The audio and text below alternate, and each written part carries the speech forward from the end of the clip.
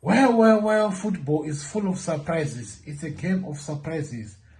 Who would know that by this time Manchester City will be on the top of the league table? That's quite surprising.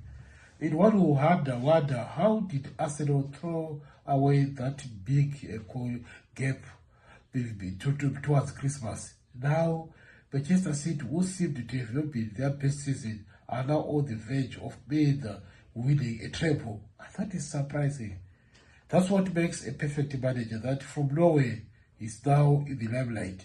So now the title race is no longer in Arsenal's hands.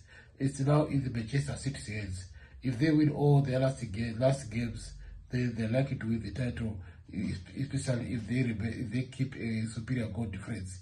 While it's for Arsenal, now they need to play very well. Because Manchester City is having a goal difference of 37, Arsenal of 37. So their goal difference is similar, but back to back, Manchester City is on top of Arsenal.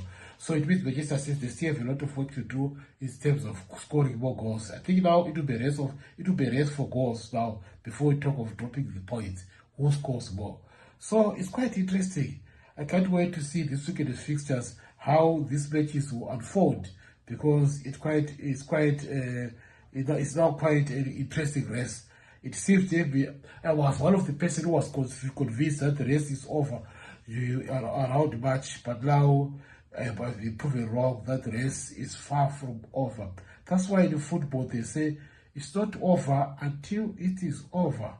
So this is quite an interesting scenario that we are faced with now. So let's see how these two teams will play, because currently this weekend, in terms of the fixtures, they are not.